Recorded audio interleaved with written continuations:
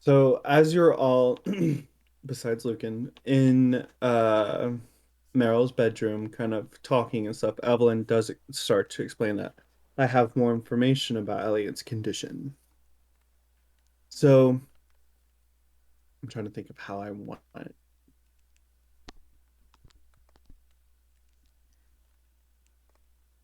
When I first cast the spell to protect Elliot's body within the coffin, I put a clause in the spell that made it so that only when the totems are reunited will the coffin unlock. However, the rest of the coffins where our other friends are at, they can be opened at any time. They are not bound to the spell of the totems. They're just there for safekeeping. When all the totems are reunited, from my research and studies, there will only be enough power to rewrite one thing. There will be not enough to go around. And originally, I wanted to reunite the totems to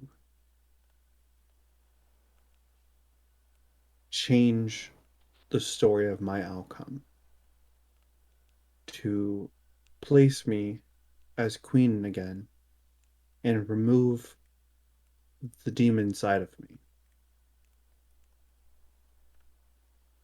But being here with you all, it has shown me that goodness and light sometimes can be more powerful than darkness and evil.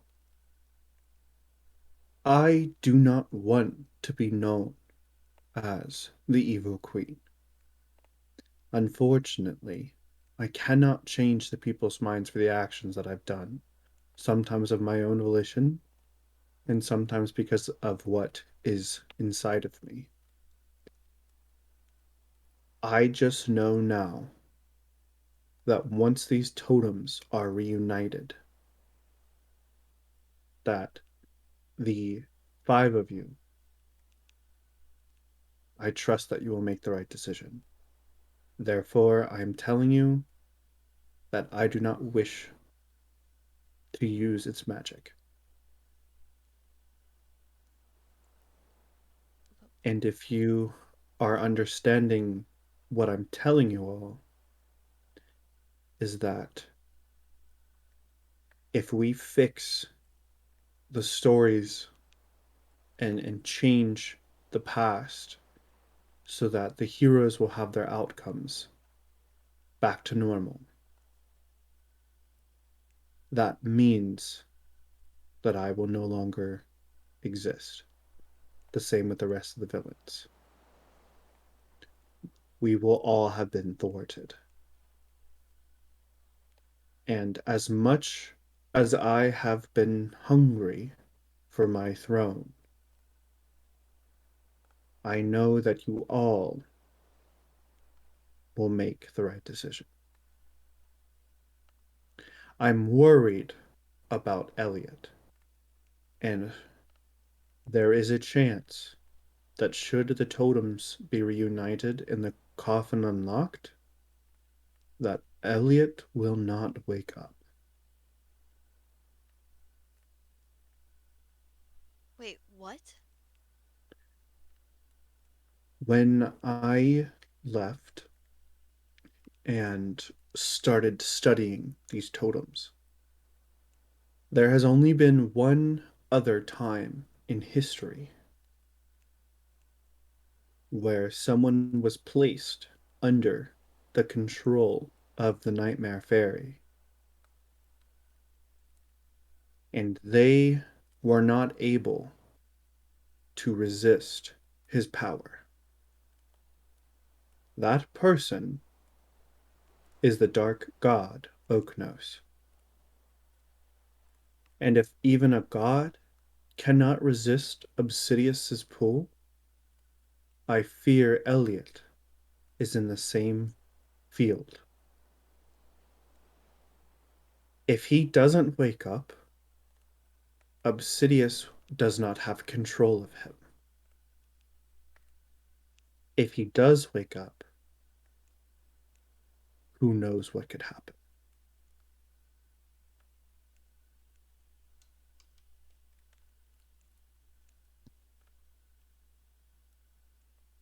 So for sure, Eliot is in the nightmare realm. It's That? not just Dr. Facilier's magic gone wrong. No. When we first stepped through the mirror, the others, we only wanted to come back for our own happy endings. Obsidious somehow found his way and attached my curse himself to it.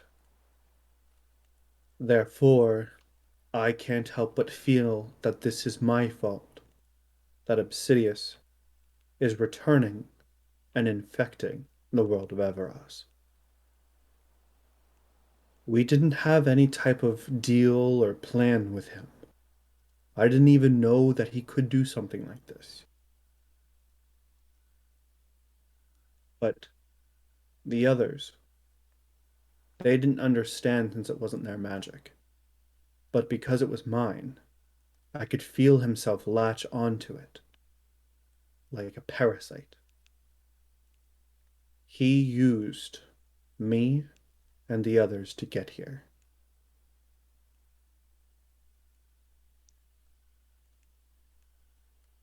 But he's not completely here, right?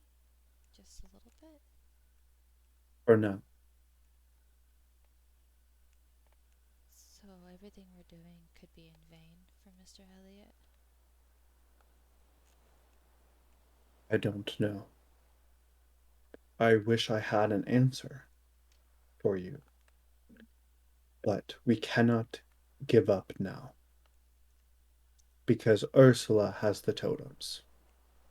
And if she gets her hands on any others, she will become powerful.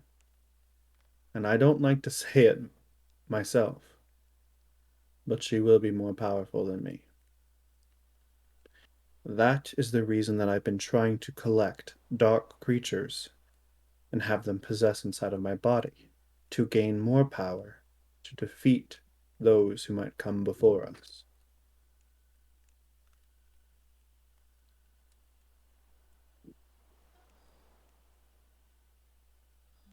Is that why you don't want to use the totems? Because you feel that guilt? Yes, I, as hard as it is to say, do not want this power if it's only going to inflict evil. Do you trust us if it. What if it takes over us? Like this evil, this power, this lust?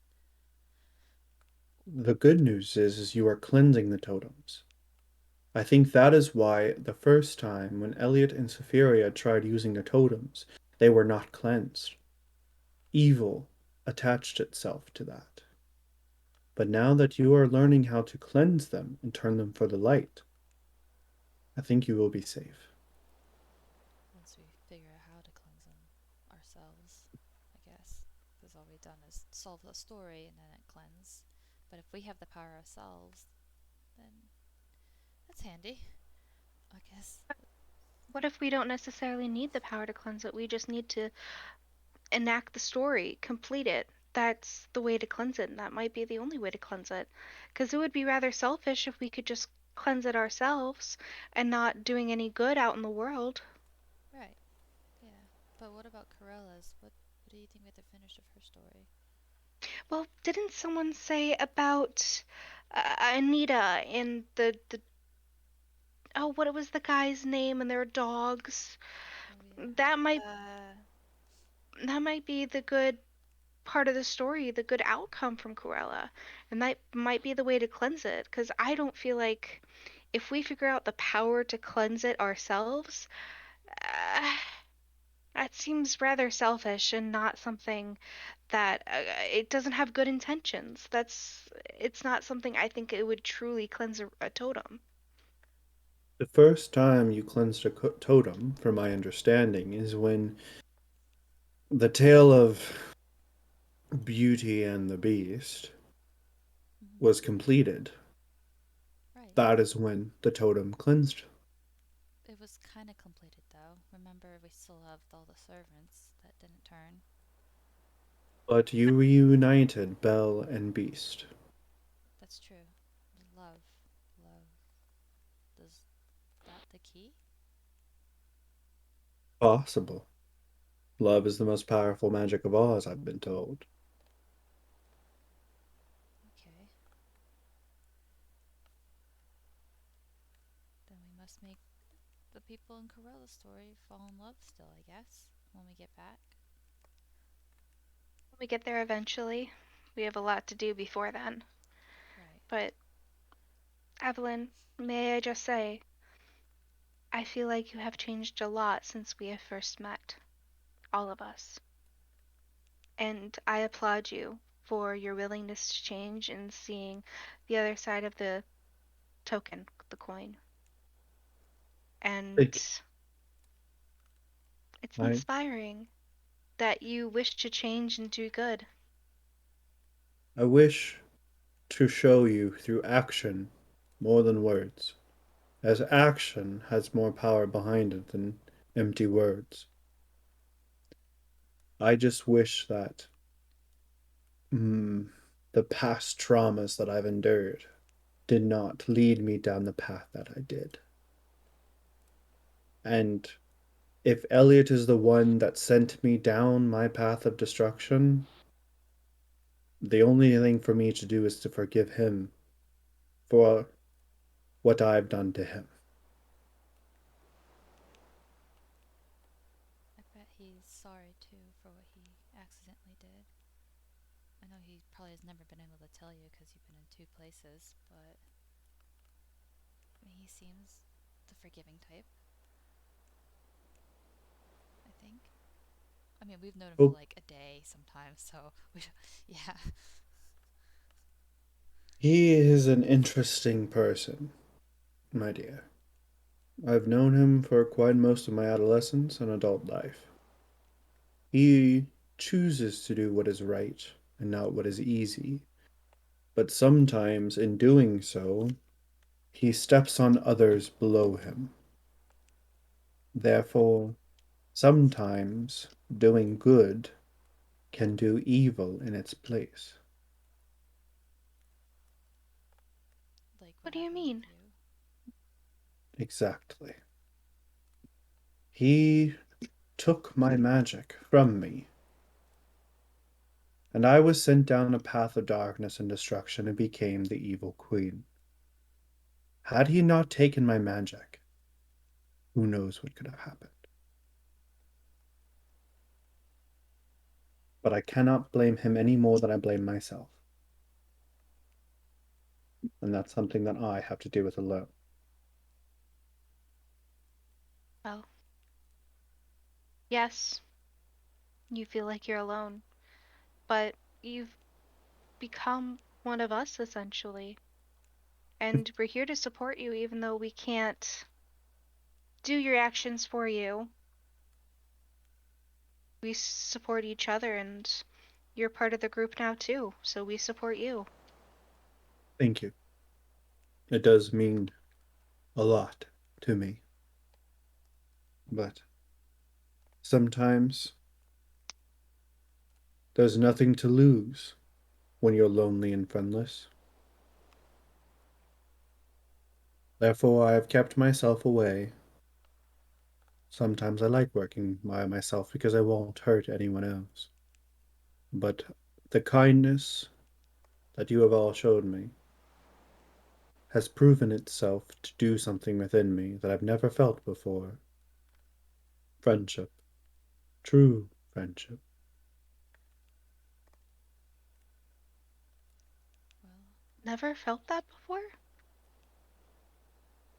No, even at school, I was Popular, good looks, handsome boyfriend. The world was my oyster. No pun intended. I was to become queen, and Archer would be by my side as king, and we ruled the land. But my mother and father had different plans for me. When I was to graduate, my magic would be taken and memories erased by Lady Morgana under the guise of my mother in a letter that she had put in a trunk with my name on it. We found that in the Hall of Stories, or in the Hall of Artifacts, back at Wakefield. That's what spiraled all of this. Their hysteria and believing that I would become evil caused me to become evil in itself. And you've only had a glimpse of what my mother did to me. Yeah, she's kind of nasty to you, to be honest. She she could run circles around Lady Tremaine. I'm sorry that all I happened to don't you. I appreciate your sympathy, but I do not need it. Not anymore. I was once sad about it, but who needs a mother when you have yourself? Everybody needs a mother. Then you must not know a lot of our princesses. Nope, not really. But That's on friendship, I guess what you said before about love was kind of true. Love is the most powerful magic of all, and friendship is a form of love. So maybe that's doing something good in you? you're right about that, Thal. Now, I know it's a girls' night, but I do feel weird that Lucan is not in here to talk about all of this. Right, I can go get him. And she's like, starts backing up slowly. Evelyn, she goes to cast a spell, and then she was like, consent is probably necessary for this. Okay. Thal just leaves the room, like scurries out because she was trapped in here. And she just runs away. Meryl dispelled the arcane lock. Mhm. Right, yeah. Yeah. But Okay. she was still like that, Gotcha. the reason that they had to do that. So she scurries to Lucan's room and like raps on the door, like, Lucan! Um, he's gonna kind of like come out of like reading his book and be like slowly set it down and like open the door. Yes. Sal runs and hugs and be like, they trapped me like a fish on a hook. They also He want you kind of in like, Meryl's room. oh, okay. He's like patting her on the back, like they trapped you. Yes, You're out here. but I was trapped. They let me go like a crab. Oh, Let's just go to the okay. room. All right. The But two of you head back into Meryl's room so that everyone is now gathered. mm-hmm. I heard y'all trapped her like a fish and let her go like a crab. Meryl had cast an arcane lock on the room. They We were had. having a Go ahead, girls' Evelyn. night, Okay. Interesting. They but claimed we were all trapped. I felt it necessary to have you with us. Oh God, what's happening now? Evelyn fills in Lucan about everything that was said. Val's hiding behind the chair now. All right. So, oh goodness. Evelyn stands up and opens the windows to the balcony that overlooks the ocean, and she just kind of puts her arms up against the stone barrier and takes in the sea breeze and looks out onto the ocean with the moon reflecting on the waters.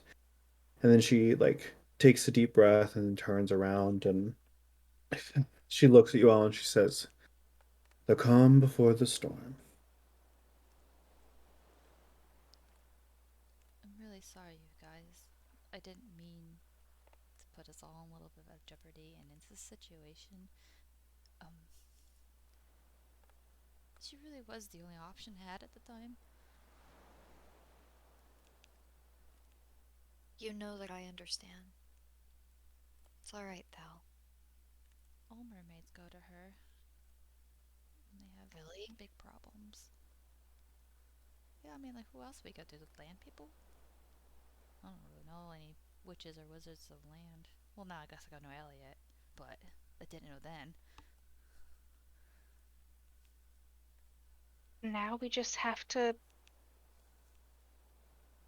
go and fight Ursula, and hopefully your contract will be void and we can get the totems back and Elliot and Mia and everyone.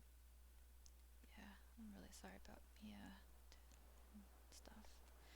And Mr. Eliot's gonna be really mad if he ever finds out, so don't tell him. It wasn't you. It was Ursula. She's conniving and manipulative in that sense. I don't think that Eliot would be mad at you, Thal. I know I'm not. Thanks. But if we are to make any plans, Thal, we can't tell you. I know. As soon as At we least Because if she was able to find out where Elliot's tower was and how to get in and all of that, she very well could be listening in on this very conversation. well, she looks Eliot's warded these castles so that no darkness can penetrate its walls. But what about the clock tower? She was let in by Thal, unwillingly, but she was. the You mean room. like physically let in? No, with Thal being present, she was able to bypass the wards because she went on the guise of being Thal's friend. We let her Couldn't in. she do the same here? She could, but we haven't talked about anything outside of this castle. No plans, no worries, nothing like that. But when you all talked about plans outside of the clock tower, she could listen in. Oh, so she knows Okay. about Jack and the She knows big about, plans. yes. Oh, okay. That's what I told you all to be on guard.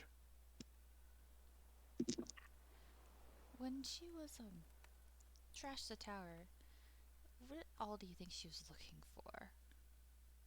Besides the Arcanum and the Totems and our friends. Probably just that. Okay, that's good.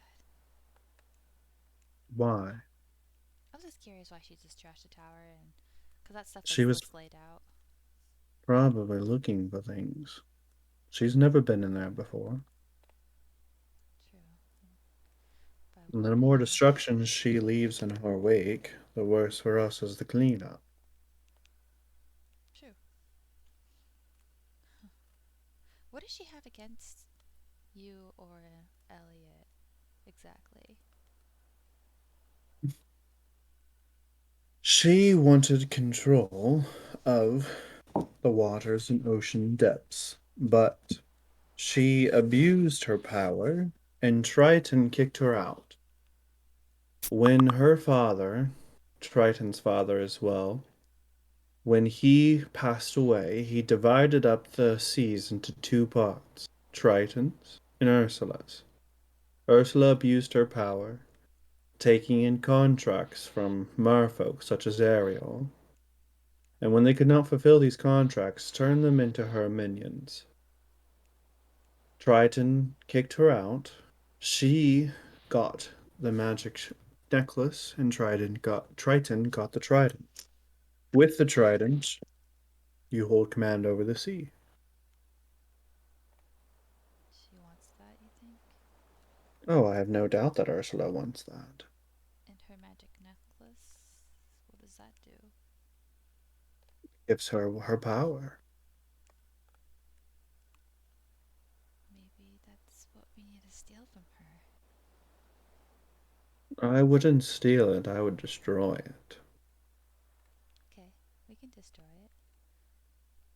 But if she's dead, we won't have to worry about that at all, now will we? Mm.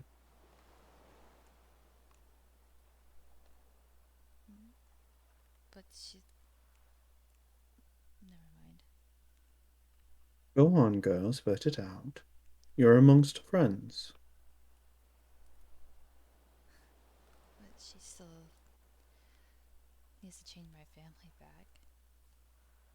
I have no doubt that with our totems back and returned and her necklace destroyed, any magical curse or contract that she has would be null and void.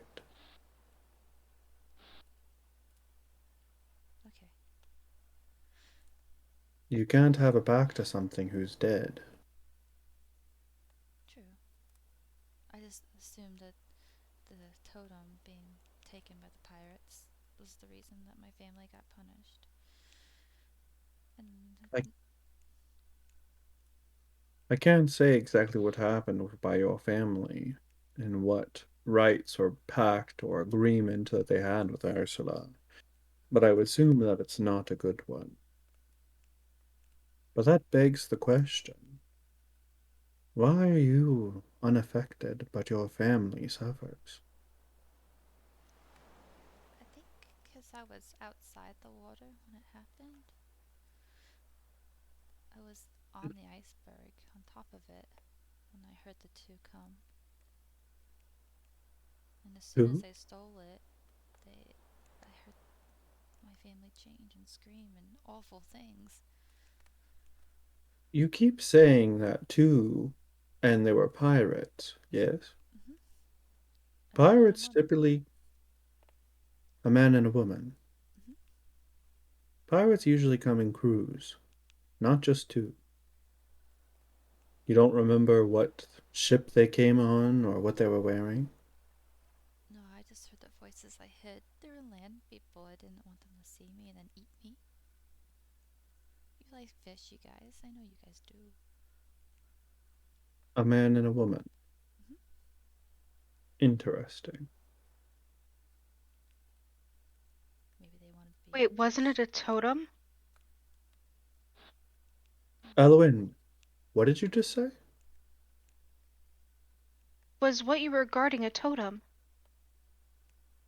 I think maybe it was. That's what Evie thinks it was. Oh gosh. So, the That toad, means Eliot had to hunt down all 12 and take them in order for all of this to happen. He did hmm, this to them? He wouldn't do that on purpose, but maybe there was a curse or pact that he didn't know about. You don't think it was Sapphiria, do you? If it Sapphiria. if it was a man and a woman. That's what I was thinking, Elliot and Sapphiria, because they're the ones who came to us when they had all the totems. I don't think Elliot would do that, but we don't know anything really about Sapphiria. But we also don't know the consequences if that was a protective totem. Elwyn, you are bright. I have an idea. Should the totem be under the control of your family, Thalassia, Mm, this would have been a pact made by Ursula. And if their pact was broken for not protecting the totem, that might be the reason why they turned into sirens. And if they're turned into sirens, they are under Ursula's control. But I don't think that if she was just not out of the water, it would still affect her because she would be part of that family, unless you're not. Or unless that she hasn't gone through the rite of passage that mermaids take. Oh, I didn't know about that. Um, Your family, how long have they protected this so-called totem? as long as I've been around, so hundreds of years, I think. Interesting. But you don't know what this actually was, yes? No idea. It is. My sister made me go watch it that night. Was this the first night that you had ever been around it? Yeah, I've seen it And before, but that was my you had first never prolong. protected it? You had never protected it before. No. My So it sister. sounds to me that you just were not part of the original contract, therefore you were safe. But if it was generations, that means everyone of that bloodline would be a part of that pact. Only if they accepted the rite of passage a mermaid happens when they turn 18. And I thou, you are 17. exactly. I think we've just figured it out. Good job, Elwyn.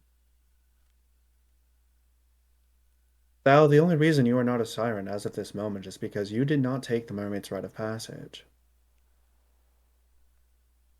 Therefore, your family will return to you once Ursula is dead. All of them, like every siren that's ever happened, will be returned to normal. Assuming they're not dead. Yes. I didn't think about that. I forgot that they could die Well, still. you're But from the northern pod of Otahalan, yes? Yeah. The Dark Sea protects Otahalan. Therefore, not many people traverse it. They should be fine as long as they do not travel any farther south towards Arendalle. Oh. I have a feeling that we need to get ourselves to Arendalle next. Not to Ursula.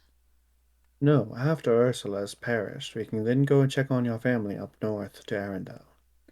I have a feeling that they will not be excited about me joining their kingdom. Elsa and I have a sorted pass, if you will. well, could you mask yourself like you did before? Turn into Snow White. I thought I wouldn't do that again, but if need be, of course. I mean, yes, it would be deceiving them, but we have to do what's for the greater good. For the greater good. Now, where have I heard that one before? Spoken like Eliot himself. You truly are becoming the keepers of Everas. I guess that is good. But that does raise the question that sometimes when you do good, bad things happen. Take Ellie and Sapphiria, for example. They're the ones that turned Saphiria's family into sirens. Unforeseen circumstances, I suppose. Why didn't they know that was gonna happen? Elliot may be brilliant, but sometimes he overlooks things, the small details. When that man has it in his mind, he completes it. No other outside forces can pressure inside of him. Take Sapphiria, for example. Through the mirror, I heard their discussions. They were arguing about whether or not to do this. Do the totems, you mean? Like put them together? Bring Archer through the mirror. Oh. Saveria didn't want him to do that, but I always thought that was because Saveria wanted to use the totems for herself. And she didn't? Well, it's a possibility that she may be in on this the whole thing. She's as much a villain as I am, according to the Hollow Stories. We don't know her side. And we don't know what True, she did and why she but did you it. also must remember that Saveria was also one of my friends. I know a lot about her, but I do know that she kept herself secretive. Did Eliot know all this too? Like, I couldn't know. I don't know what she told him. She could have double-crossed him herself.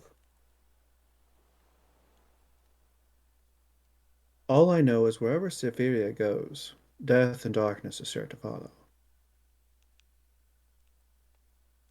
That doesn't seem great at all. But we must not curse her name yet. Do Because as we you don't will. know the true story. Yes, bad things has happened. But it doesn't mean that she is overall the cause of it. Suppose you're From right. what we understand, it's Obsidious. That's all where it's pointing to. And Sapphiria is just a big question mark. Is Obsidious Well, acting through Sapphiria though? What if Maybe. he latched? What if he latched onto her when he got through the mirror, and that's why we haven't seen him here? What if What we? what if he latched onto one of us? But she disappeared from that room. Remember? She wasn't there when you appeared, Evelyn. that is true. You had no Obsidious idea. could have corrupted her mind, and susceptible to the darkness that she is, should be a perfect conduit for Obsidious's dark power. Why is she so susceptible? Susceptible. Uh, I could get into it. She has a long story, a long history. From what I know, bits and pieces, but all I know is that Spheria High magic, not being of this world, is exactly as Elwyn said, a big question mark. She's not of this world. She's a storybook character. No, she, just like Eliot, was not born here. And Alice. And Alice. Alice and Eliot are from the same world, a place called Earth. Hmm. Thal's head's like exploding. She's like, more worlds. I didn't know that was a possible thing. Okay. Well, I suppose that's true, but welcome to Everas. Glad to have you. Wow. So many worlds. I thought Evros was the only one. Well, you've been to a few. Yeah, I thought there was a storybook worlds though. But like, now there's Earth, and that's. I wonder what story happened in that one. Anyhow, um, There's an infinite universe out there in the cosmos. We call it the spiral because everything is connected back here to Everas, but that doesn't mean outside of the spiral there's not other worlds, other places for us to go. I, unfortunately, cannot traverse planes. but we can because of the keeper thing. Like we went to the You storybook. can because you all have a heart. Wait, what? You don't have a heart? No, Who I've took it? hidden it away. How did you? How? How? She's like pressing over her own. Not your physical heart, dear girl. Oh, You okay. mean like the heart, kind of like a soul? There are three parts to the body: the mind, the soul, and the heart. Without the heart, you cannot traverse planes. Like Oknos. Exactly. Oknos and I are kindred spirits. I kind of feel bad for Oknos now that we know that Obsidious has been puppeteering him this whole time, and he actually did love Yuna. Unfortunately, we are the few that understand this. The whole world still believes that he is the Dark God. Does Yuna even know? Possible. Why don't you ask her herself? I, Wait, you said I you hid your heart away, Yes, I've hidden it. so couldn't you go retrieve it so that you could travel? Unfortunately, I removed the memory of where I placed it. Without a heart, it can't be killed. Oh, what if we all hid our hearts and then we like live forever and then we definitely can win? Do you want to end up like me? human? No. No. Soulless. Careless. You don't seem like Unperturbed. you're careless that much. You care about us. Now. But honestly, it was not just months ago I wanted to kill you all. I I've didn't killed know. dozens of thousands of people. I've erased entire memories from people's existence. I once cursed Everas to believe that I was the High Queen, and everyone bowed to me. Oh, yeah, okay. Right. Those are pretty bad. Yes.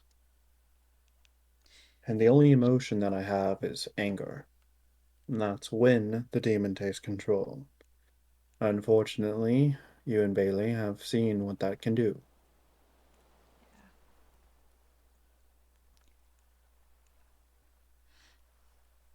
Anyhow. Well, we do have a busy day tomorrow, Right. and we have a lot for all of us to think about. Gotta I solve suppose this. you might all want to run the plan by Lucan, since he was not here when you all were talking about it. Yes.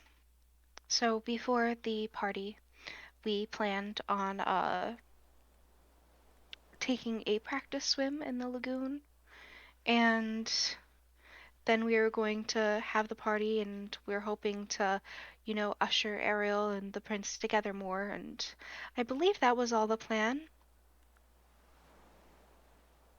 Something along those lines. Yeah, and you were going to I go thought I get the was contract.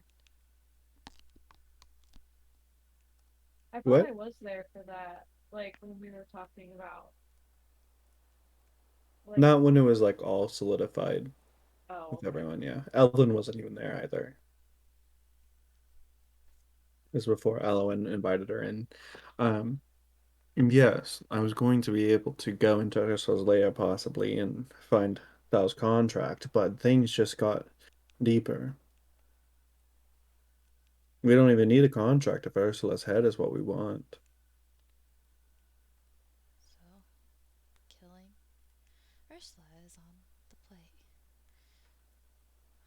I can't You should. believe everything that has happened. Strange how things all work out that way. I don't know if I should be mad or not mad at Eliot and Sapphiria or not.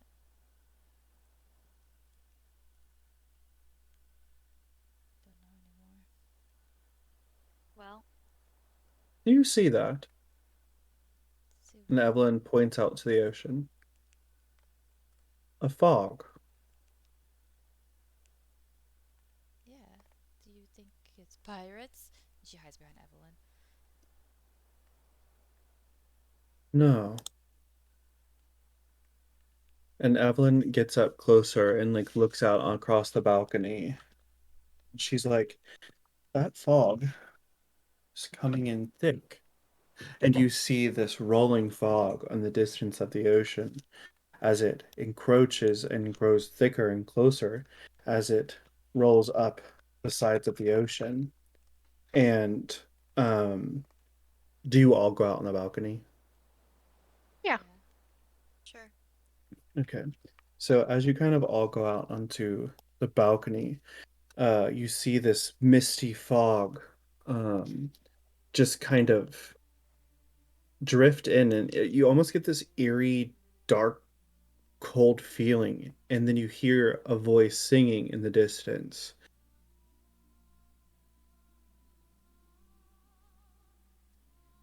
Is it a siren? Sirens can't sing, only mermaids can. Where have I heard this before? No, but it's beautiful. There, along the shoreline. And you see a glowing um, golden light along the shore. It it's coming from down there.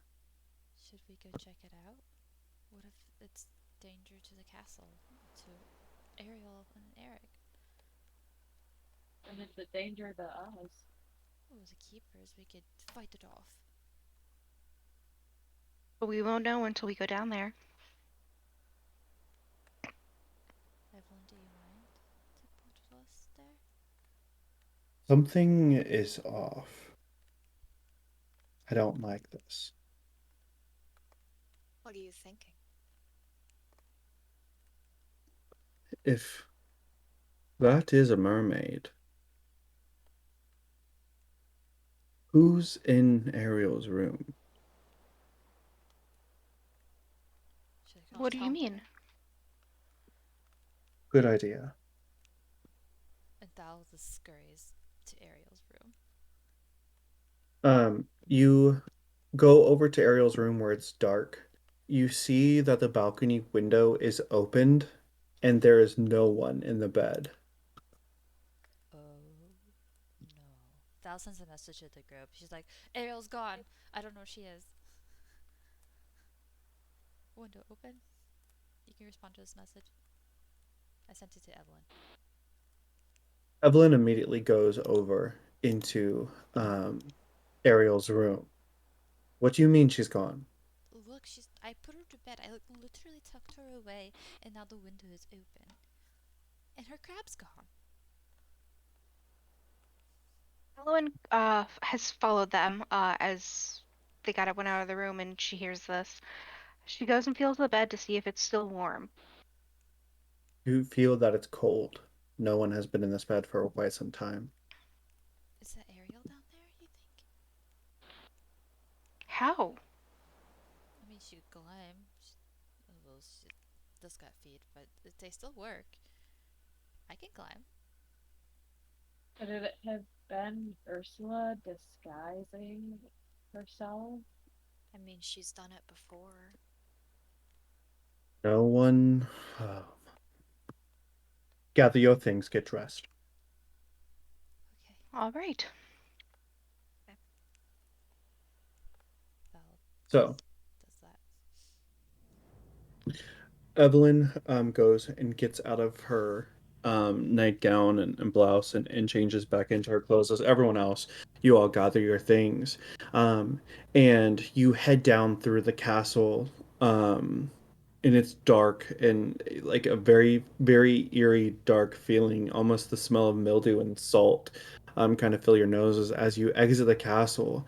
And you see this rolling fog across the town, and it's almost like these wispy fog mists like come up and twirl like tendrils of an octopus or like tentacles arise out of the mist, and then they start going into houses and going into of the village, and then you start hearing people scream. People start coming out of their houses as blood pours from their eyes and ears, gurgling from blood in their mouths, as you start to see their bodies twist and transform into these dark sea-looking sea creatures and masses of just disgustingly grotesque nautical creatures. More and more people start like fading in like into the streets as they all are being corrupted. And then in the center of town, this black oozing sand emits in the center of town as the glowing light of a necklace is protruding, and you see a woman with black hair and a dress on as she's singing the sound that you heard from the beach. Um, and Evelyn, like you all kind of like rush out, and Evelyn is like standing at the front of the party, and you all are behind her. And she turns and she looks and she says, "Well, Ursula found out where we are." Well, I mean, at least we have the home turf advantage. Yeah. For now. And if For she makes the now. sea rise, Oh, slowly the dark sirens and sea creatures start coming towards your way.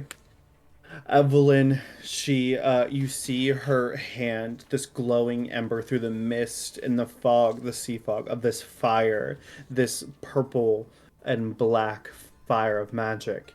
And she doesn't turn to face you. She just says it out loud, and she says, "Your choice. Are we fighting or are we running?" Um, I I think mean, with your I think we could do help, this. we should fight. aren't those the townspeople? Not anymore. But they have to be able to be saved. If we kill her, just like you said, you can save my family, right? If we It's kill a her, kill or kill people right now. If they're coming to kill us, I'm not leaving up to chance for them to kill you. When's Choose the next? now. Oh shit. When's the next time we're gonna be able to get Ursula? in her Who home. knows? But Ariel, But these people. I guess it doesn't matter. They're just land dwellers. Fine, we'll kill them. not just that. Ariel and Eric, I see them. And Evelyn points up the black tendriling obelisks in the center of town as you see Eric and Ariel in this twirling mess of tentacle and blackness as they're being literally choked up on the obelisk where Ursula disguised as Vanessa stands. We have to save them. We don't get their totem. Any totem. We don't even get Eliot if we don't save them. Fighting it is. Everyone, roll for initiative.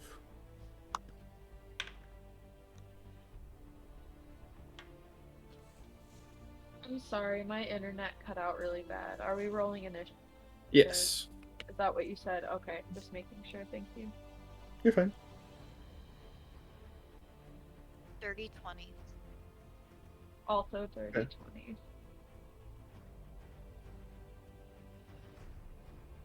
I think. Wait. Hold on.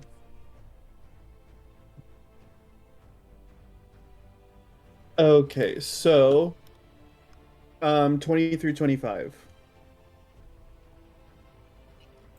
Huh? 20. 20. Okay, so if Lucan and Bailey both roll 20, roll again. 21. Okay. So Bailey 15 through 20.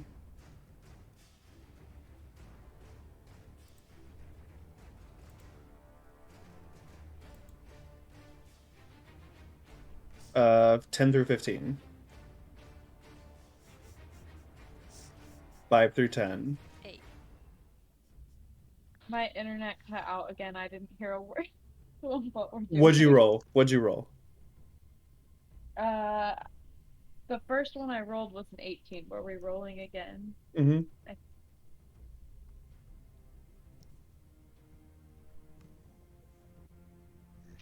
Alright, so I just rolled a 15. Okay. And then that means Elwyn is last, followed by Evie, followed I by rolled the bad. creatures. You're okay. All right, so Bailey, you see these dark creatures, like literally with just black, oozing disgustingness, elongated mouths and fish eyes. It just, but also like half contorted with like humans in this amalgamation of a sea creature and humans, as one of them is approaching you. You're up first. Okay. So with Assassinate, I get advantage as long as the creature hasn't taken a turn yet. Okay. So that's a. Wow, I'm really glad I have that. Um, I'll use my new sword, the Black Razor. So that's a 19 to hit. That hits. Okay. And it's 9 points of slashing damage. Okay. So you thrust your sword into the creature, um, as and then you pull it in, and as it gets pulled in, it uses its reaction to use its tendrils to pull you in close, and you are now grappled. Or I'm sorry, you will have to roll a strength check. Do I do that now? Yeah, Okay. 9. not yeah. So you get grappled. Okay. Can I use a reaction against that? Can I use Hellish Rebuke against that? Can you use a reaction against a reaction? I don't think you can. I think you can only use a reaction once. Well, because you haven't used a reaction this turn.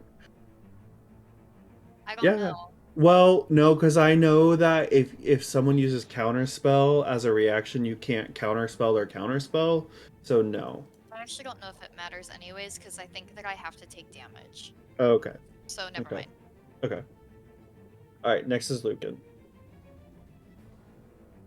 So, internet is really spotty, so if I just say something wrong, I apologize, but he's gonna go into rage and just attack whatever we're attacking right now.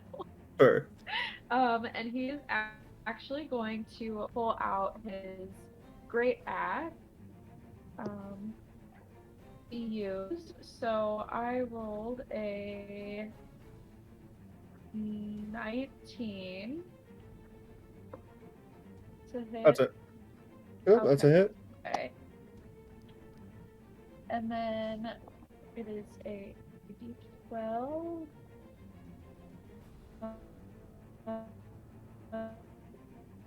That is 5. 5 points of damage. I think so. Okay. I rolled a 2. And you're using what weapon? Great axe. Okay. Okay. All right. Next is Thal. Thal's gonna run as close as she can to be away from everybody, and she's gonna cast Thunder Wave on Vanessa/Ursula. So, Okay. you want me to roll to see if I hit? Since it's a spell slot? Nope. Okay. Nope.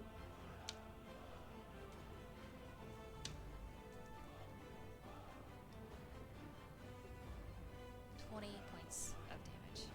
20 points. Okay. So, does that just hit one or is that multiple?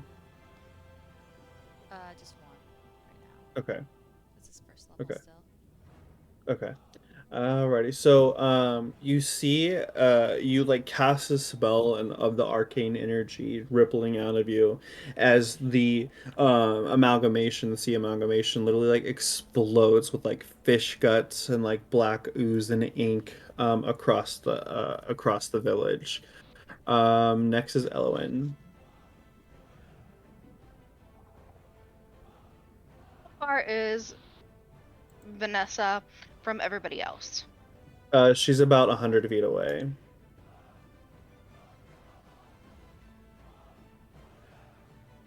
Wait, did you cast Thunderwave at Vanessa? Yeah. Oh, okay. How far away? It's 15-foot radius, but I went 30 feet more from where I was, so it probably didn't hit then. Oh, okay. Well, we'll just say that you went towards one of the amalgamations.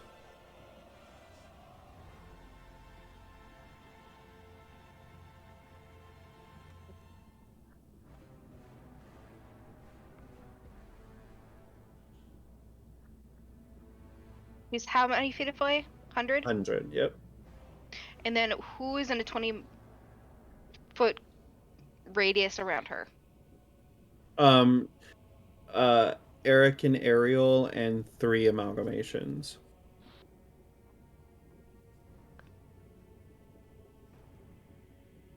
That doesn't work.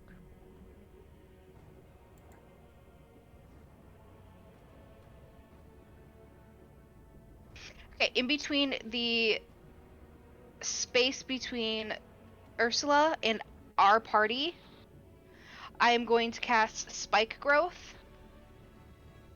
which basically twists and sprouts of hard spikes and thorns bloom up in the area, creating difficult terrain. When a creature moves in or within the area, takes 2d4 piercing damage every 5 feet it travels. Okay. Transformation of the ground is camouflaged to look natural, so no one knows it's there. Okay. And also it's difficult terrain too because there's a mist on the ground, so that works even better too. So Evelyn, she throws her magic blast. This disintegrates into, let's see, the one that was coming up upon the group, and a same thing. It just kind of like burns and shrivels and turns into this putrid looking thing. Next would be the one that is grappling Bailey. So Bailey, go ahead and roll a strength saving throw. 12. That does not beat it. So with this, you are going to take 6 points of damage for the constrict. You see that this amalgamation, it's like the human head literally like rips and tears at the flesh as blood and viscera erupt out of it, and the head literally grows into this like long, snaking looking like an eel. And like kind of like constricts more around Bailey. You will unfortunately not be able to take your turn again until you escape the grapple. Um, After that, let's see. There's another one in the area, but that does not hit. Um, and let's see. We're good on that regard. Okay, so back up at the top at Bailey. So this is another chance for you to escape.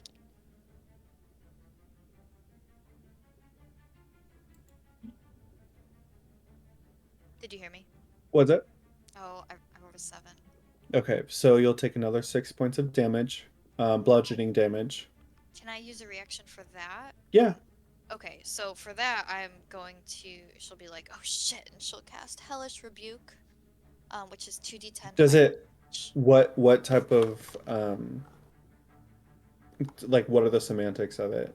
Is it just verbal or Um, what does Verbal it and say? somatic. It says you have to point your finger, and the creature that damaged you is surrounded by hellish flames. It has to make a dexterity saving throw. Okay. We'll say that you're able to like get I your was gonna say she finger just like has to yeah. like. Okay. You said a what throw? Dexterity. 12 plus 2, so 14. Um, one quick second. 14. Okay, yeah, it beats it. So does it take half damage? Yeah, I'll take half damage. Okay, so it would normally be 2d10 fire damage. Okay, so just one.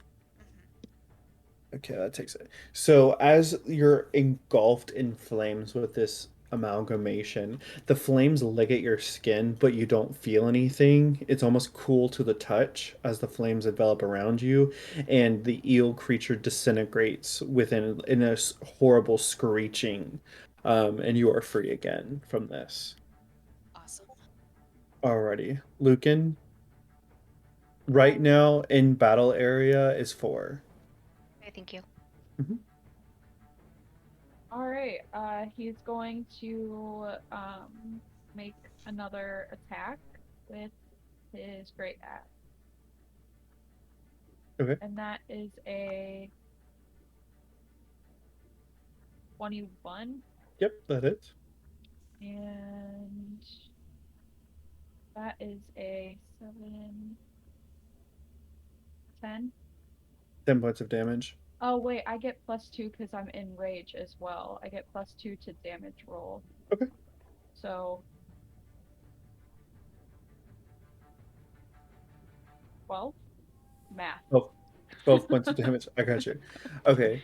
Um, so that one goes in, you slice into it and you see just kind of like coral and barnacles like split into its sides as your axe goes into it, and you like pull it out and you just see like the flesh ripped as like instead of bone, it's barnacle and coral in its side as black inky ooze just starts dissipating around it.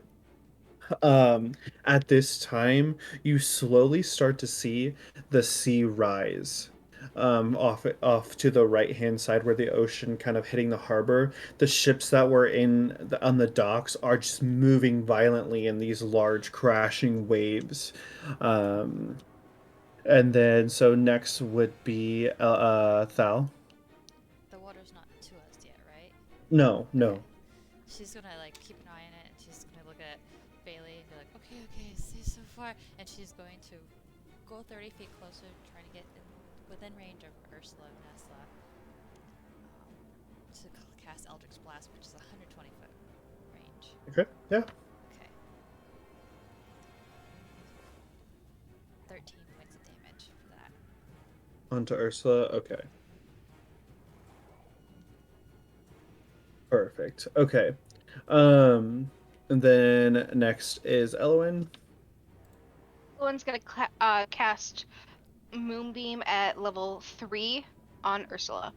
Okay. Sorry. She has to make a. You said at level 3, correct? Yes. When it's engulfed in searing pain, it must be take a Constitution saving throw. And Alright. it has to beat 14.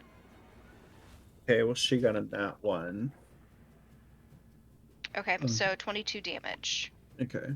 So you see this energy of bright lunar magic as it engulfs the ghostly flames around Ursula, and you hear her just shout and scream from across the village. Um, Evelyn, basically what she does is that she notices Elwyn casting the growth from earlier, and she basically jumps into air and casts fly on herself. But instead of like flying, she jumps up and almost like double jumps in a video game, and she like hops up. You literally see her jump into the air, and then she lands on the top of one of the roofs and she starts running across the rooftop and she throws out Witch Bolt at 5th level. And that sends this arcane purple and black magic down at 3 amalgamations. And you see them just wriggling with um, pain, basically. So the next one is encroaching upon Lucan, the one with with the coral that he just latched into, and is gonna use constrict again. So go ahead and roll. Oh wait, he was 19 plus 2 or plus 4, so that yeah, that hits. Go ahead and roll a DC strength saving throw. Oh no. It was a nat one. Okay. Um, so with that, you're going to be taking 6 points of bludgeoning damage. I am resistant to Okay. bludgeoning in Okay. rage. Okay, perfect. So then you would only take half of that, so 6. Or 3. I'm sorry, not 6. Okay. 3. Yeah, 3 points of damage. But you are grappled, and will have to on your next turn get out of it. Ursula, and from that moonbeam, she is pissed. So, from the tendrils of mist, from the mist, this tendril tentacle, black inky, comes up around Elowin, +6 to hit. That's 17. Okay. So it's 5 points of bludgeoning damage. And you are grappled. You have to beat a higher strength saving throw in order to get out of it. Just Go let me you know what. can yeah, go ahead. 17. Okay, yeah, that does beat it. So you still take the damage, but you're able to like kind of rip yourself out of it. And even Sprig like bites into the tentacle, like trying to save you. The tentacle like slithers back into the mist away. Um, so then we're back up the top, Bailey. Okay, I'm gonna go ahead and what's the closest one to me? Within 20 feet. Within 20 feet? Okay, then I will use Black Razor again and run up. And are there any that have not attacked yet? There are multiple, but they're not in like to attack you right now. They're They're not not in attacking. like yeah, and yeah. Okay. Um, then in that case, I only rolled a 4. Okay. Yeah, that does not hit. With this, you're slowly starting to see that there some of the amalgamations are attacking you, but some amalgamations are making their way over to Ursula and the obelisk. And it's hard to see with the mist and everything, so everyone roll a perception check for me. This will be with disadvantage due to the mist and fog. Oh boy. So I have a question. Yeah. I have danger sense, so I Okay. have. Oh, never mind. It's advantage on dexterity saving throws Okay. against effects that you can see. Never mind. What was this again? The thingy? Perception. You said with disadvantage. Now Yeah, is that that's a skill check, right? correct. Mhm. Okay. Okay. Did anyone get over in the 17? Okay. All right. So you don't see what's happening. You just see the creatures going towards Ursula. All right. So after Bailey is Lucan. Um. All right. So does he have to make the strength saving throw? Yeah. That is a 6. Yep. That does not get it. That is five. Oh no. 5 points of damage. Okay. I also have extra attack that I forgot about earlier. You can attack twice whenever you take the attack action, but that does not I apply had to to this say. situation, right? Yep. Yeah, Okay. because you're attacking. Yeah. Well, you know what? I'd say it's fine. So I'll say go. Yeah, go Can for I it. make another attempt to Yeah. get If out? yeah, we'll Okay. say if you have two attacks, I mean, technically you have your attacks and your movement and your actions. So if you can take two actions, I say do it. Okay. That's an 14. 14 beats it. Yeah. So yeah, the grappling ends for you, and it like lets go of you as you're able to free yourself from it. Next is Thal. Thal's going to look up at Ursula and she's going to let go of the prince and princess and cast shatter on her head. I love that spell. So, oh, I have to get pulled back up. It's a con save of 13.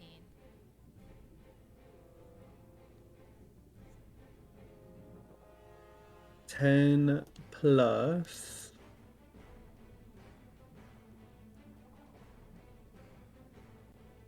So it meets 13. It meets the spell save. Okay, so creature takes 3d8 thunder damage on a failed save, or half as much damage with a successful save. 3d8. Yeah, Go ahead. okay.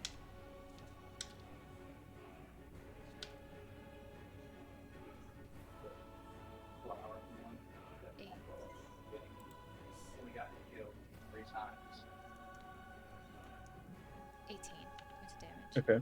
18 points of damage. Okay. So there we go. Evelyn, you see her kind of disappear into the mist and darkness covering fog of the village from when she was running on the roofs. And she goes out of sight, so you do not see what she does. So then, therefore, you have three encroaching on you because one of them died. Um, back on you. So first one is a 19, and that one was for Lucan.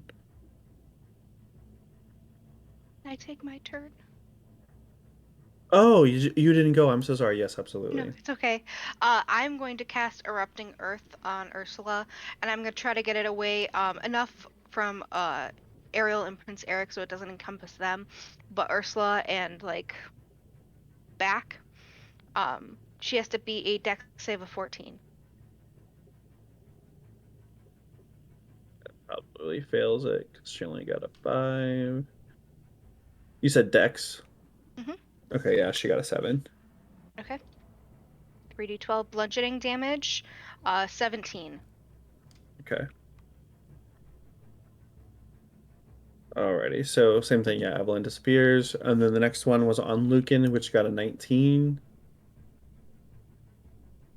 Sorry, I was like half You're okay. listening. Justin was got injured doing yard work by a Florida plant, and I was really concerned that he was Oh coming to show no. me he was bleeding. So I wasn't like 100% here, and I apologize. You're okay. 19 hits for Lucan.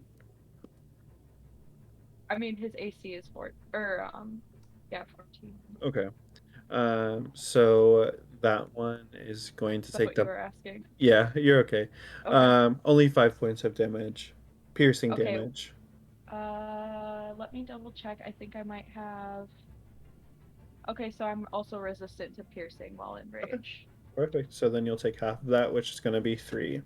Cool, thanks. Mm-hmm.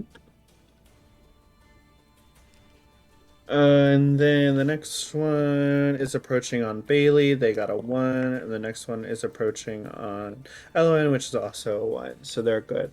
Back at the top at Baili. Alright, gonna try again with my cool new sword. 13. Yep, that hits. Okay. That is cool. 5 points of damage. Okay. So you slice into the creature and it disintegrates in black ink and viscera. Um, Next up is Lucan. Uh, so he is going to make his first attack because now that I have realized I have extra attack, um, and also still using his great axe, and that is a 9. It does not hit. All But you right, can go again. all Yep. right. That is a 12. That hits. That meets it. Okay. Um,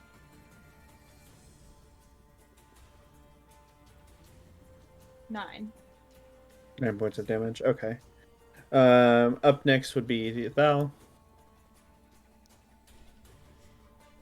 Thal, there's 2 more amalgamations?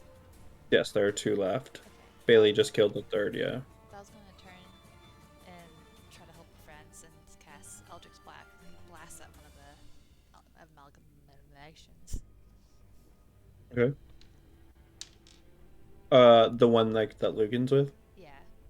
Okay. 12 points of damage?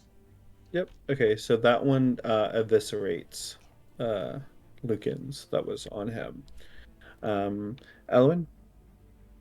Evelyn's going to go ahead and again target Ursula. She does not want to attack any of the townspeople because she feels bad. So she is going to just attack Ursula and cast Moonbeam in 2nd level. And she has to beat a con save of 14. 9. Yep, nope, she does not beat it. Okay. Give me 1 second. 9 damage. Okay. All right. So with the one left kind of in the area, out of nowhere, you see this figure come slashing down with a cutlass, and you see that it's Jack. Um, uh, he kind of like turns and looks at you, just very like wide-eyed and like, what the fuck is going on? Um, and then he kind of stays with the party with you guys. But in the distance, you finally start to see it. Vanessa is no longer human. You see this gargantuan mass of amalgamations forming underneath Ursula as they all start to form her octopus self as she becomes this gargantuan sea creature. Instead of her normal octopus self, it's the amalgamations and sea creatures and just ink and stuff as it grows large. And you see just in the distance, Eric and Ariel, they slowly collapse into the black obelisk that was in the center of town, and they've disappeared in the black inkiness. Um, so we'll go back up to the top at Bailey. So how far away is this uh im- gargantuan creature? That is now within 80 feet 80 feet? Okay, so I'm gonna use my short bow and try to aim for that. for the amalgamation. Yeah. Okay. For Vanessa slash all the tentacles. Dirty 20. Okay. That hits. Okay. And that's gonna be 9 points of damage. Okay. So you pull back your arrow and you shoot it into the amalgamation, the gargantuan amalgamation. And then you just, yeah, it hits it. Next up, Lucan. So there's still one more around me, It, correct? it, Jack killed it. Oh, okay. All right. Well, then he's going to start running towards the gigantic creature, which he um does have increased speed by 10 feet.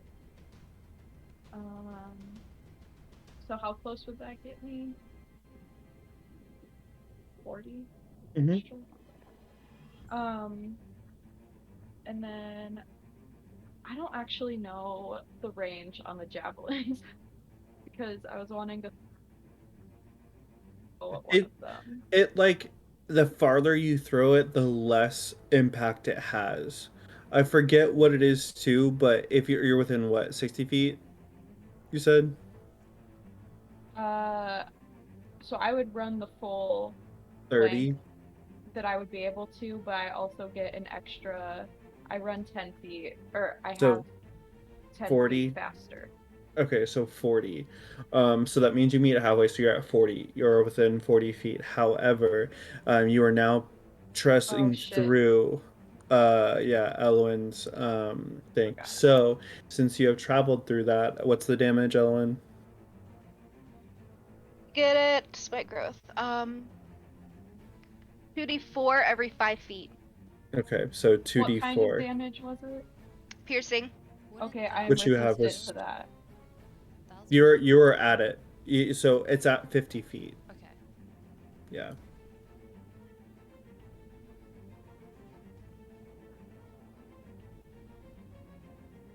Okay. So 2d, we'll just do 1d4. okay. That is a 5. Okay. Or wait, no. How can Well, that but I say I was happen? like, wait a second.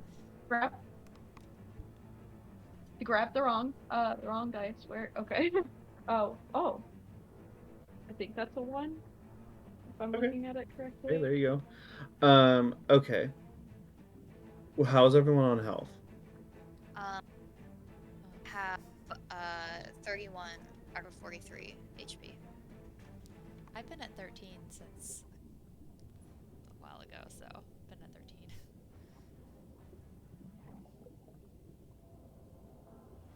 I'm on 28. Okay. We could do it. Yeah. I get healing like this. I love that you say that. Uh, Um, Oh! don't speak too soon. okay, so the gargantuan monstrosity that you see before you starts moving like towards you guys and towards the castle of where you are. Because it has the freedom of movement, it ignores difficult terrain, and magical effects can't reduce its speed or cause it to be restrained. It can spend 5 feet of movement to escape from non-magical restraints or being grappled. Therefore, it gets right up on top of Lucan. Um, with that, I didn't actually get to throw my javelin. Oh, did you not? No, Okay, I yeah, don't yeah, think yeah. so. I didn't roll for it. Yeah, go ahead. All right, so he's going to throw two of them, obviously not at once, but one after the other. The first one is a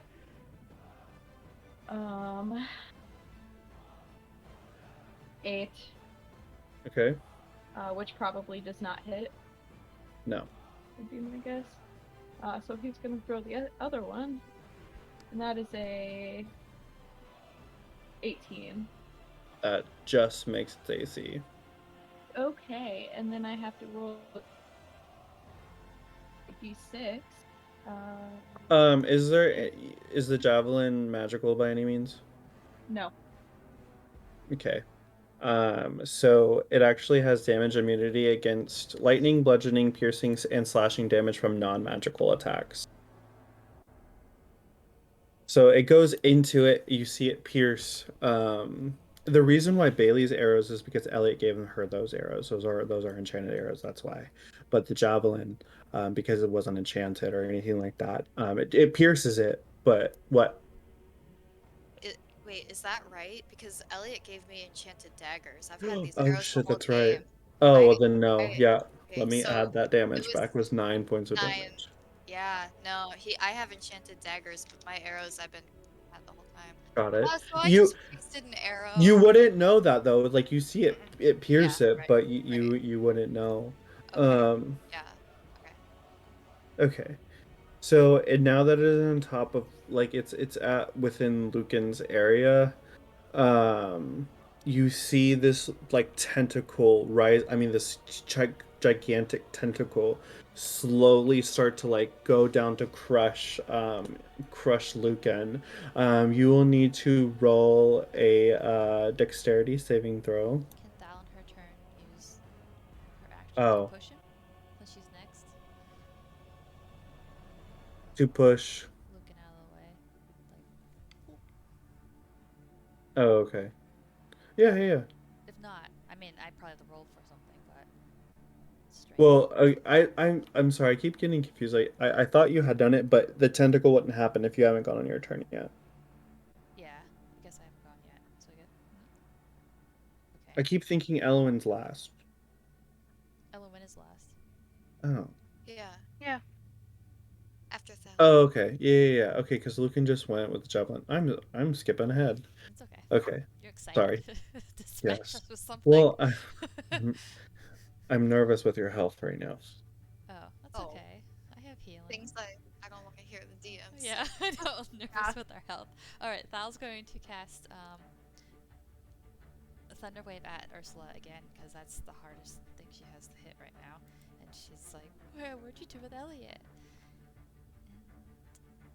And thunder wave at second level is only 2d8. 15 points of damage. It's also a con save is 13. Shit.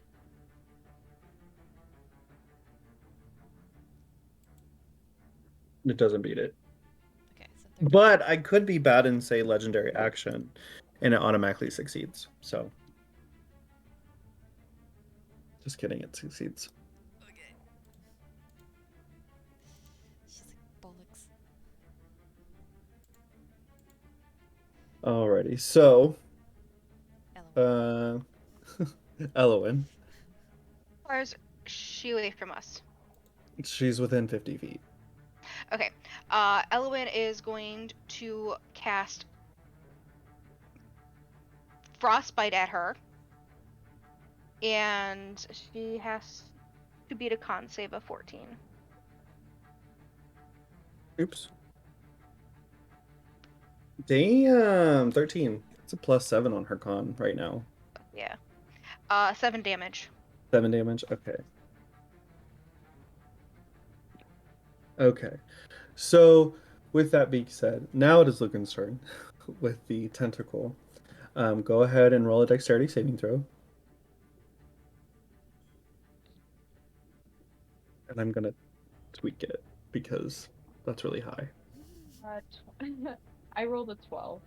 Oh yeah. Okay, JK. Well, okay. So, with this, it is bludgeoning damage, so that is good. To know it is a plus 17 to hit, so obviously that's an automatic hit. 3d6 plus 10. But you only will take half of that. So if that would be 3d6 plus 10. Oh shit. You should have ran. 18 points of damage.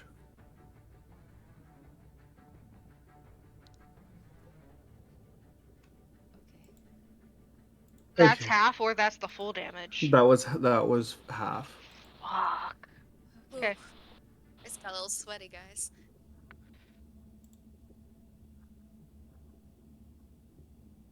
Wait, that's wrong. That's not half. Or just more. That Or was it's 14. I'm so sorry. It is 14. Okay. I mean, that's not too much better, but Okay. Um at this you see Evelyn finally now with you see the purple kind of light kind of emit from the fog. Um as you see blow after blow, three bolts of arcane energy blast at Ursula, and she like turns around, to face Evelyn, so that her focus, Evelyn is pulling the focus on her because she can take on this gargantuan monstrosity, allowing you guys to either attack or try to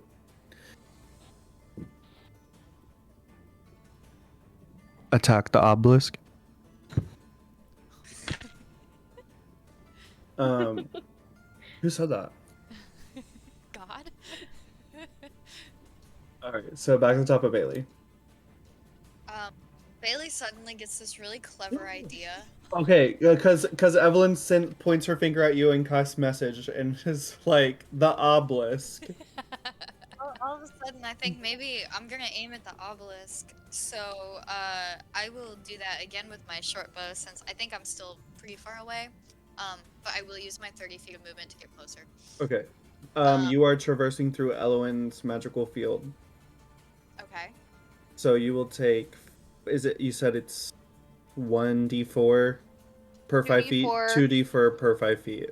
Sorry, guys. I thought it would be more helpful. 2d4 per 5 feet. Every How 5 long does feet. that last for, though? It's only been 4 rounds. Is it too late to decide that I'm not gonna do that? Unfortunately, you have to because you can't Duration see is it. 10 Respect. minutes. Yep. Okay, Yeah. so wait, 2d4 for every 5 feet? But we're going to say that's only 5 feet across, so it's only one time. I thought you meant for 30 feet. I'm like, I can't even do Oh, Yeah. no, no, no, no, no, no, no. Okay. Only through her magical Okay, entrapment. so 2d4 total. Yeah.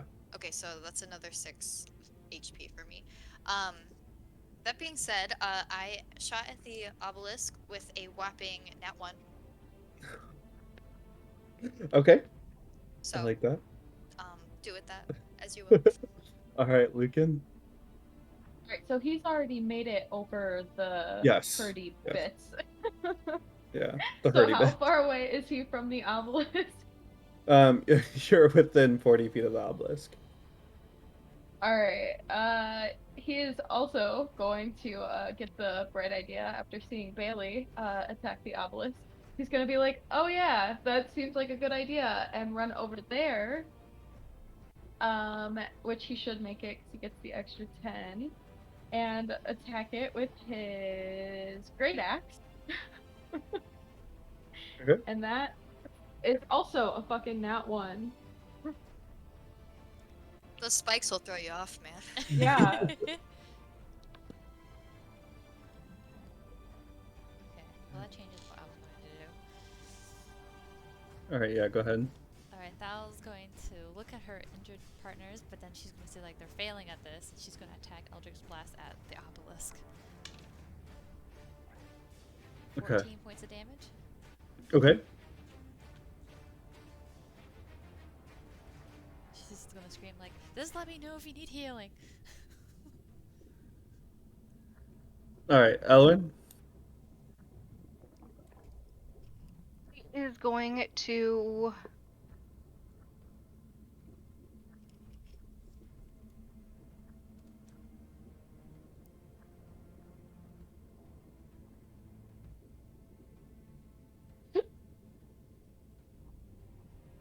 What? Hello? Hello. Hello. That was weird. I'm sorry. She is asked. I asked if Ursula's still near her. Um, no. Ursula is now paying attention to Evelyn. Okay, well then she will go after the obelisk. Um, she is going to cast frostbite on it, Okay. and it has to be at a Constitution saving throw of 14. Okay. Plus 7, 15. Nope. Okay, so it's half damage. Okay. 5. 5 points of damage. Okay. And I don't know if it counts, but it has disadvantage on the next weapon attack. On the obelisk, yeah, no. Yeah, I Okay. didn't think so.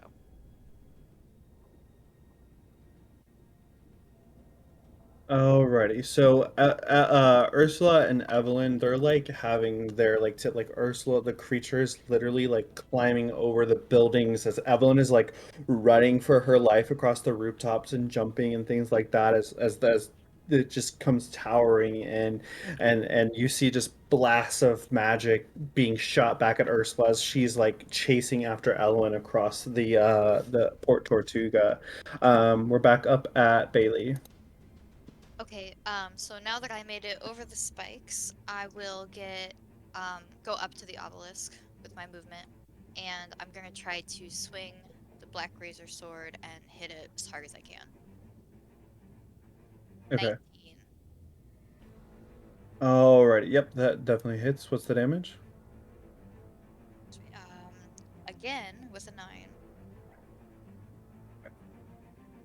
So as you thrust your sword into it, the sheer like jab in it, you realize that you can't pull your sword out of the obelisk.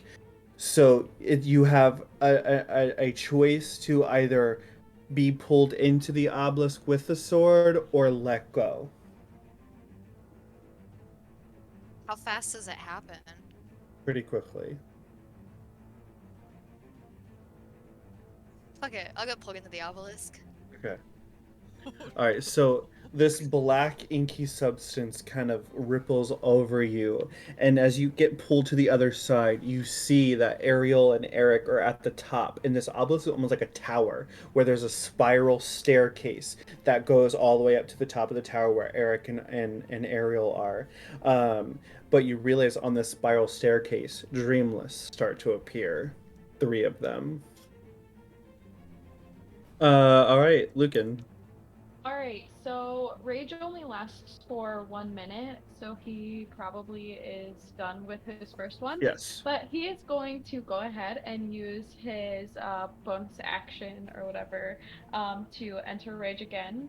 And he also is going to use his great axe again and attempt to uh, hit the obelisk.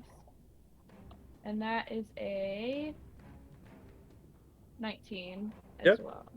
And that is a 11. Okay. So same thing happens with what happened with Bailey. Your axe gets stuck in, it starts getting pulled into. Do you let go or do you go in? He is also going to go in. My follow-up question to that though is he does have the extra attack. Is he able to attack one of the dreamless when he goes Yeah, in? Okay. absolutely.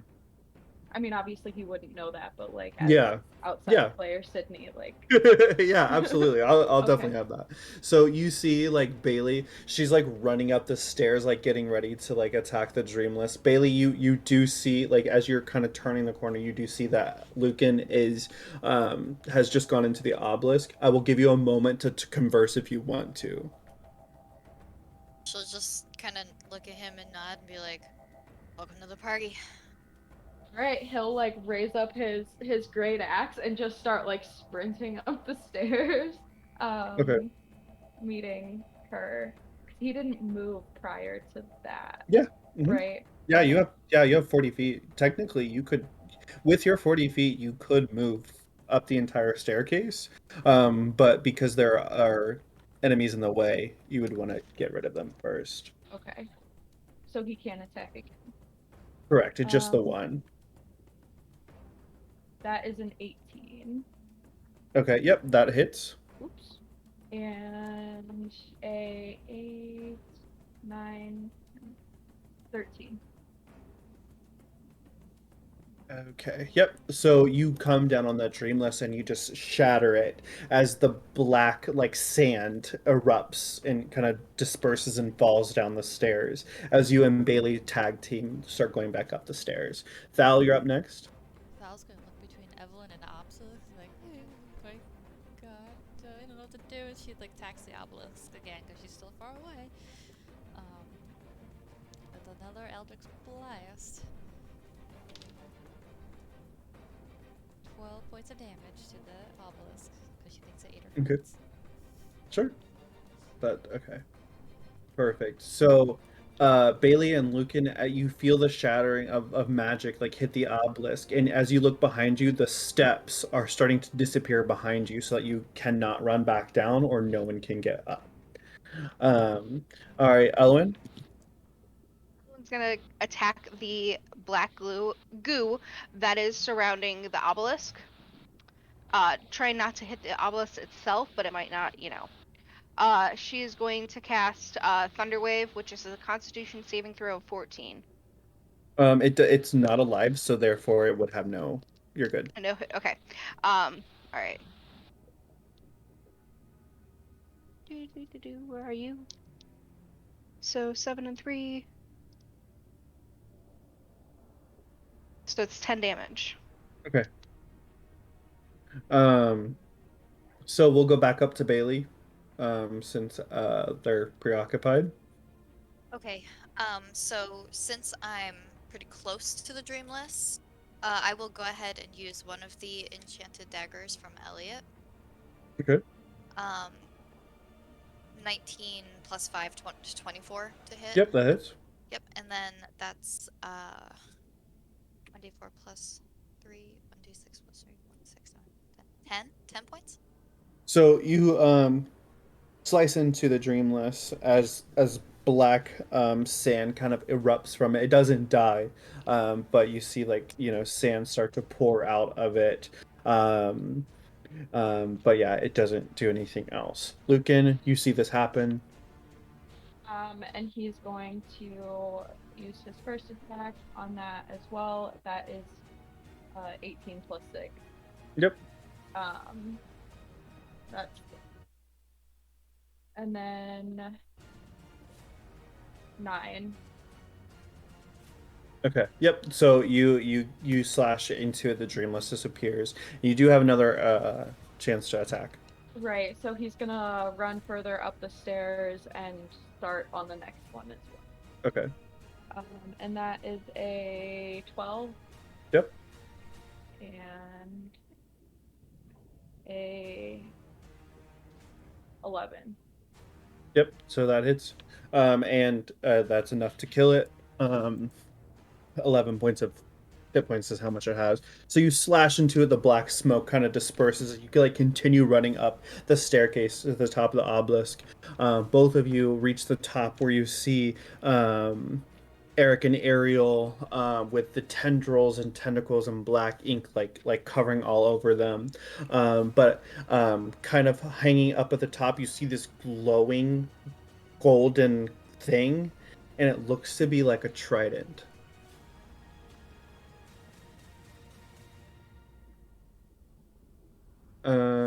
You're technically out of initiative right now since there are no. Everyone technically is out of initiative except for Thal and Lon.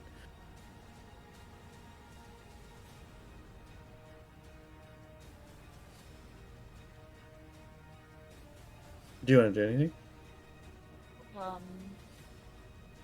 Are we able to like reach it or? Yeah.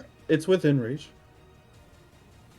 He's gonna kind of like pause for a second and look at Bailey, um, and like point up to it, like,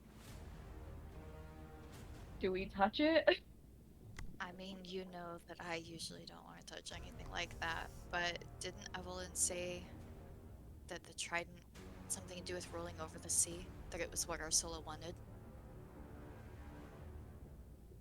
Yeah, which makes me afraid to touch it because what if it zaps me? I'm not. I mean, it might, but I think we should get her away from Ursula.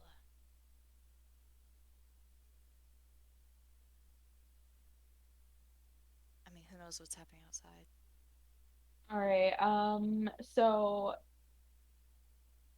like because we're like out of initiative, his rage is also probably going to end. But I don't even know why I said that. Why that was important, but that's okay.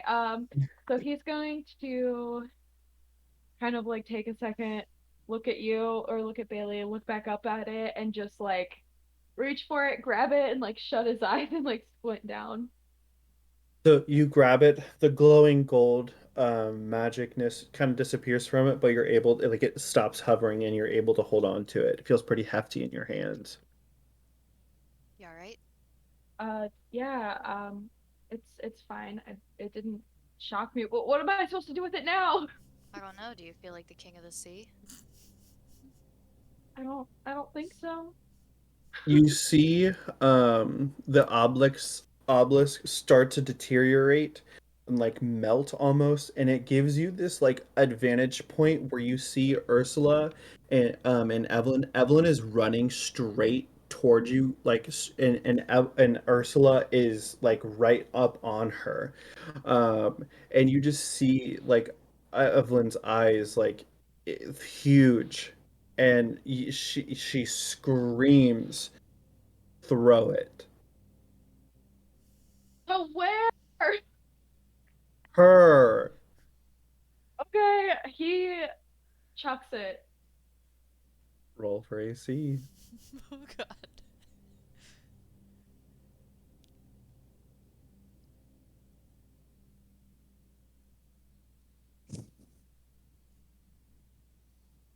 What am I rolling? I'm sorry. Like an AC to hit. D20. Oh, so that was 7. No, there's no plus to hit. Oh wait, yeah, the trident has +5 to hit. Oh, okay. Well, So 12. Okay, so you throw um you throw the trident, and with Evelyn's magic she thrusts it forward through Ursula, and you hear Ursula scream out as ooze and blood starts piercing out of her, as all the amalgamations start to fall off of her, and this black inky cloud starts to dissipate around, as the whole obelisk starts like moving, like almost like melting like chocolate as it moves and disintegrates down into the ground. The fog disappears and dissipates. The ocean waters go back out into the sea, and the black inky ooze starts to dissipate and disappear away, leaving no trace of any of the amalgamations or darkness or anything like that. Ursula or Evelyn jumps onto the obelisk as you guys are melting down, and Ariel and Eric, they are like passed out on the ground at your feet.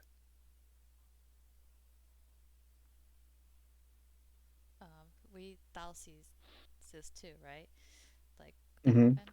Okay. Hmm. Thal's going to look kind of stunned. And Ursula's gone, right? She's Yes. dead. Okay, maybe not. Okay. Um, yeah, no, she is. Okay. And immediately, Thal, you feel this overbearing pressure release from your shoulders. Oh, pleasant. She probably doesn't really notice them too much, and she's running to her friends. She's like, "Are you okay?" Lucan's still kind of standing there with his arm up, like,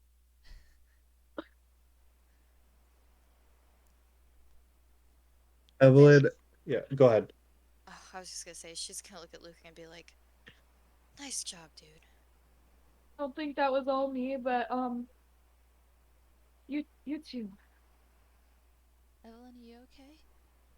Evelyn is like hunched over on all fours, panting, almost out of breath. And then she like sits down on the back of her like legs as she's like basically the camera is at her back, like where the audience is watching this is at her back. She's in the middle of Ariel and Eric laying before her, and she just like lets out a breath, and she turns to look at you, and her eyes are just pure white, as they start to like dissipate and turn back into her dark colored eyes in this emerald green in the moonlight.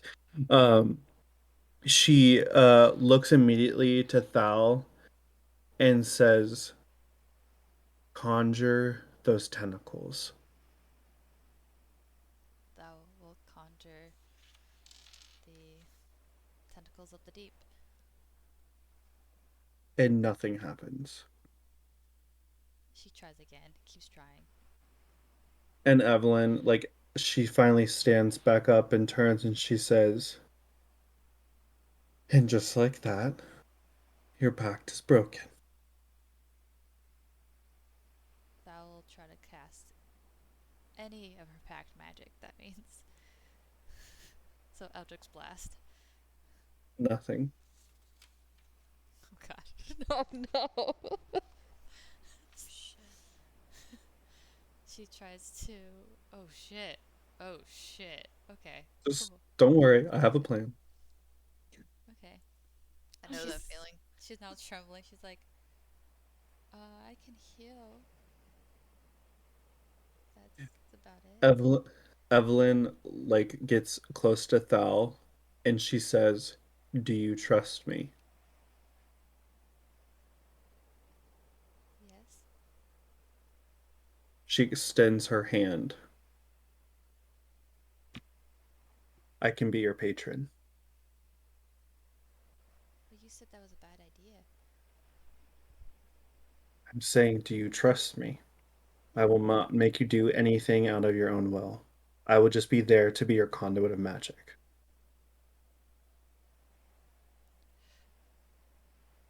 Yes, and she will take her Hold up. hand. Well, Before she allows Thal to say this, she says, I need you to understand one thing, though. If I'm gone from Everas, your magic too will dissipate. Is this okay? that's okay. I mean, still have mermaid magic, right? Yes.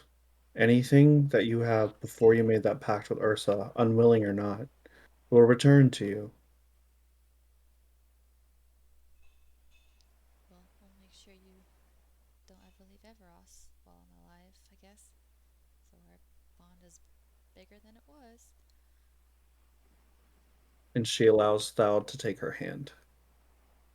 And you feel kind of just the energy of magic. At first you feel like anger, and then it turns to sadness as you start to feel every emotion that Evelyn has ever felt in her life, and immediately just like have an understanding of Evelyn. And you have this overwhelming like feeling of sadness for Evelyn, as almost it just builds up inside of you, only letting you cry out tears. She's literally crying, quivering her lips, like, And then this just like that, it goes away. She wipes her tears. Oh, okay. That's Are new. you okay? Yeah, yeah. That was actually the first time I've ever done that. Well, was it weird for you? Yeah, I'd only read about it back at Wakefield, about an exchanging of power. When I lost my magic, I tried making pacts, but nothing came to me. But I figured without your magic that you would feel naked, for lack of a better term. and I don't want you to feel exposed. Well, thank you for letting me use you. That sounds awful. You're okay. Now, we have them. And she turns and looks at Ariel and Eric. And then you see Ariel start to move as her legs have disappeared and they've turned back into a mermaid's tail. Um, and she like slowly like gets up and she goes to mime something, but then she realizes she has her voice back.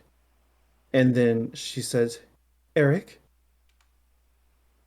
and she turns over and like brushes his black hair out of his eyes and out of his face. Um, and uh Jack is like standing at the back of the group just like, what the fuck is going on? Um, and then Ariel like looks back at you guys and she goes, "I- Is he dead?" Oh, I don't. Thal is going to rush to Eric, tap him in the face. Hey, dude. He doesn't stir. Oh, no. Thal's going to push healing word into him. Okay. Um, 6 points of healing? So, uh, you sing these healing words in your mermaidic voice. And as you're singing, Ariel like looks at you with wide blue eyes and she starts to harmonize with you. Um, and then almost from the ocean depths, you hear callings of mermaids singing as well as this overwhelming sound of harmonic voices. Just that ah, ah, and then Eric spits out black ooze and wipes away his mouth. And he looks at Ariel and he just says, It's you. And they kiss. Oh. And from this bright, magical, glittering dust appears. And above them, Ursula's totem is floating above them. And you see it change from its octopus looking form. I think I have, yeah.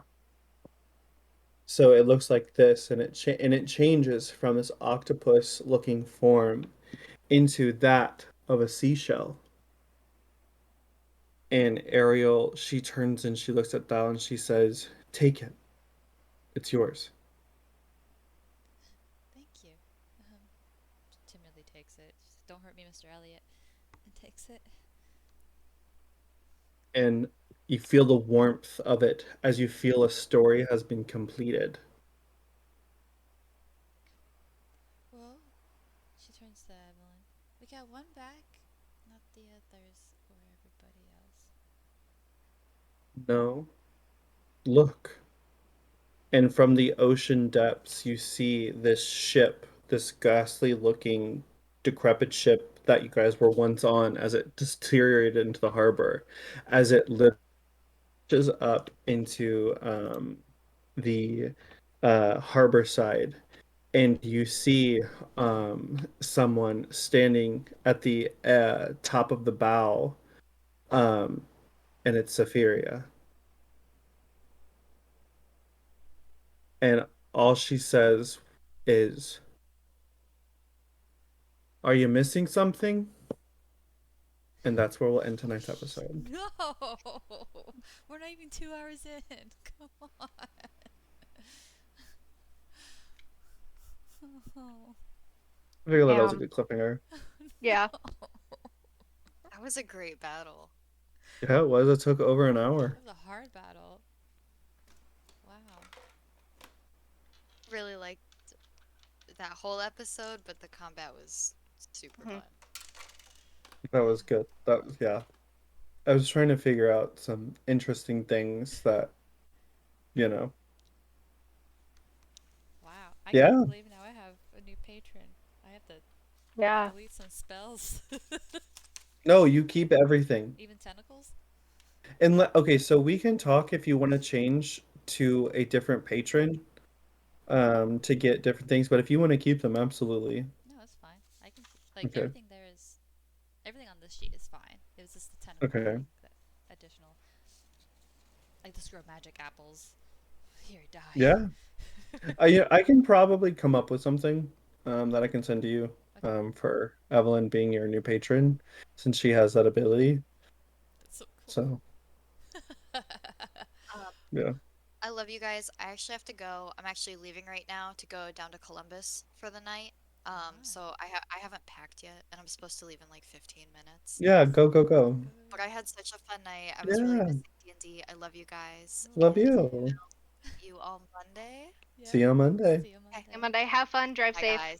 Be Will do safe. for sure. Bye. Bye. Bye. Bye. But yeah, it was good. Everyone had a good time.